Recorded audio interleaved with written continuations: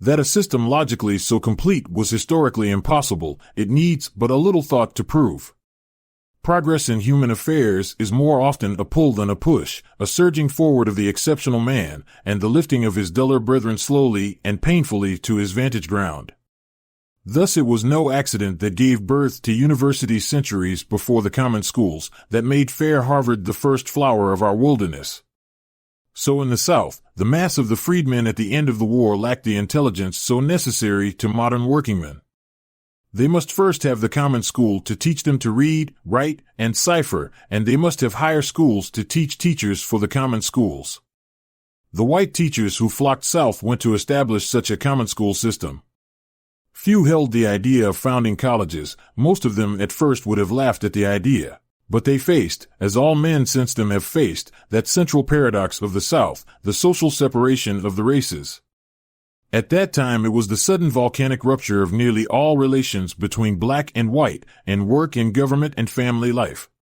Since then a new adjustment of relations in economic and political affairs has grown up, an adjustment subtle and difficult to grasp, yet singularly ingenious, which leaves still that frightful chasm at the color line across which men pass at their peril.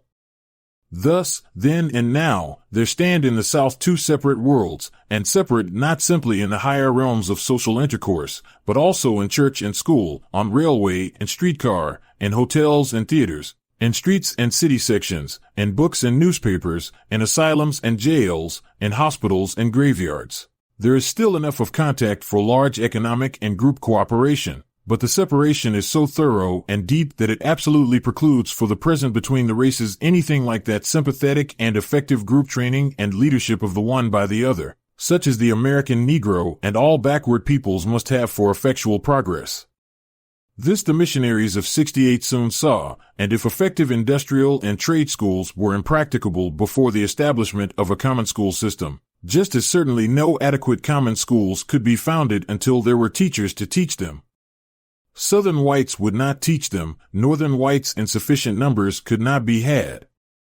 If the Negro was to learn, he must teach himself, and the most effective help that could be given him was the establishment of schools to train Negro teachers. This conclusion was slowly but surely reached by every student of the situation until simultaneously, in widely separated regions, without consultation or systematic plan, there arose a series of institutions designed to furnish teachers for the untaught. Above the sneers of critics at the obvious defects of this procedure must ever stand its one crushing rejoinder: in a single generation they put 30,000 black teachers in the South. They wiped out the illiteracy of the majority of the black people of the land, and they made Tuskegee possible. Such higher training schools tended naturally to deepen broader development. At first they were common and grammar schools, then some became high schools. And finally, by 1900, some 34 had 1 year or more of studies of college grade. This development was reached with different degrees of speed in different institutions. Hampton is still a high school, while Fisk University started her college in 1871, and Spelman Seminary about 1896. In all cases the aim was identical, to maintain the standards of the lower training by giving teachers and leaders the best practicable training, and above all, to furnish the black world with adequate standards of human culture and lofty ideals of life. It was not enough that the teachers of teachers should be trained in technical normal methods. They must also, so far as possible, be broad-minded, cultured men and women, to scatter civilization among a people whose ignorance was not simply of letters, but of life itself. It can thus be seen that the work of education in the South began with higher institutions of training, which threw off as their foliage common schools, and later industrial schools, and at the same time strove to shoot their roots ever deeper toward college and university training. That this was an inevitable and necessary development, sooner or later, goes without saying, but there has been, and still is, a question in many minds if the natural growth was not forced, and if the higher training was not either overdone or done with cheap and unsound methods. Among white Southerners this feeling is widespread and positive. A prominent Southern journal voiced this in a recent editorial. The experiment that has been made to give the colored students classical training has not been satisfactory. Even though many were able to pursue the course, most of them did so in a parrot-like way, learning what was taught, but not seeming to appropriate the truth and import of their instruction. and graduating without sensible aim or valuable occupation for their future. The whole scheme has proved a waste of time, efforts, and the money of the state. While most fair-minded men would recognize this as extreme and overdrawn, still without doubt many are asking, are there a sufficient number of Negroes ready for college training to warrant the undertaking? Are not too many students prematurely forced into this work? Does it not have the effect of dissatisfying the young Negro with his environment? And do these graduates succeed in real life? Such natural questions cannot be evaded, nor on the other hand must a nation naturally skeptical as to Negro ability assume an unfavorable answer without careful inquiry and patient openness to conviction. We must not forget that most Americans answer all queries regarding the Negro a priori, and that the least that human courtesy can do is to listen to evidence. The advocates of the higher education of the Negro would be the last to deny the incompleteness and glaring defects of the present system. Too many institutions have attempted to do college work. The work in some cases has not been thoroughly done, and quantity rather than quality has sometimes been sought. But all this can be said of higher education throughout the land. It is the almost inevitable incident of educational growth, and leaves the deeper question of the legitimate demand for the higher training of Negroes untouched. And this latter question can be settled in but one way, by a first-hand study of the facts. If we leave out of view all institutions which have not actually graduated students from a course higher than that of a New England high school, even though they be called colleges, if then we take the 34 remaining institutions, we may clear up many misapprehensions by asking searchingly, what kind of institutions are they? What do they teach? And what sort of men do they graduate? And first we may say that this type of college, including Atlanta, Fisk, and Howard, Wilberforce and Claflin, Shaw, and the rest, is peculiar, almost unique. Through the shining trees that whisper before me as I write, I catch glimpses of a boulder of New England granite, covering a grave, which graduates of Atlanta University have placed there, in grateful memory of their former teacher and friend, and of the unselfish life he lived, and the noble work he wrought, that they, their children, and their children's children might be blessed. This was the gift of New England to the freed Negro, not alms, but a friend, not cash, but character.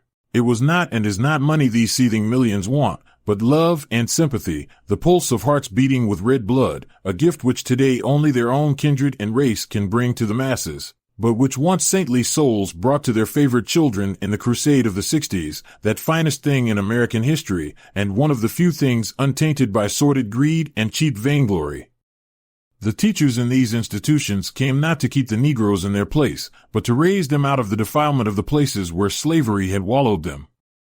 The colleges they founded were social settlements, homes where the best of the sons of the freedmen came in close and sympathetic touch with the best traditions of New England. They lived and ate together, studied and worked, hoped and hearkened in the dawning light.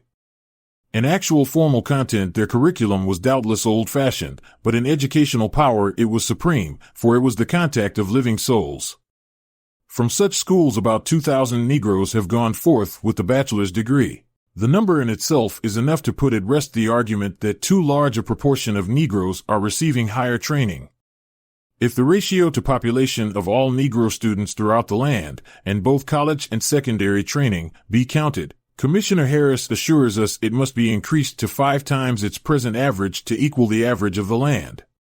50 years ago, the ability of Negro students in any appreciable numbers to master a modern college course would have been difficult to prove.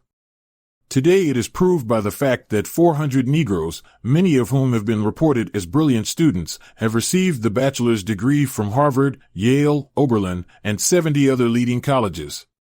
Here we have, then, nearly 2,500 Negro graduates, of whom the crucial query must be made, how far did their training fit them for life? It is of course extremely difficult to collect satisfactory data on such a point, difficult to reach the men, to get trustworthy testimony, and to gauge that testimony by any generally acceptable criterion of success. In 1900, the conference at Atlanta University undertook to study these graduates, and published the results. First they sought to know what these graduates were doing, and succeeded in getting answers from nearly 2/3 of the living. The direct testimony was in almost all cases corroborated by the reports of the colleges where they graduated, so that in the main the reports were worthy of credence. 53% of these graduates were teachers, presidents of institutions, heads of normal schools, principals of city school systems, and the like. 17% were clergymen, another 17% were in the professions, chiefly as physicians. Over 6% were merchants, farmers, and artisans, and 4% were in the government civil service. Granting even that a considerable proportion of the third unheard from are unsuccessful, this is a record of usefulness. Personally, I know many hundreds of these graduates, and have corresponded with more than 1,000. Through others, I have followed carefully the life work of scores. I have taught some of them, and some of the pupils whom they have taught, lived in homes which they have builded, and looked at life through their eyes. Comparing them as a class with my fellow students in New England and in Europe, I cannot hesitate in saying that nowhere have I met men and women with a broader spirit of helpfulness, with deeper devotion to their life work, or with more consecrated determination to succeed in the face of bitter difficulties than among Negro college-bred men. They have, to be sure, their proportion of ne'er-do-wells, their pedants and lettered fools, but they have a surprisingly small proportion of them. They have not that culture of manner which we instinctively associate with university men, forgetting that in reality it is the heritage from cultured homes, and that no people a generation removed from slavery can escape a certain unpleasant rawness and gaucherie, despite the best of training.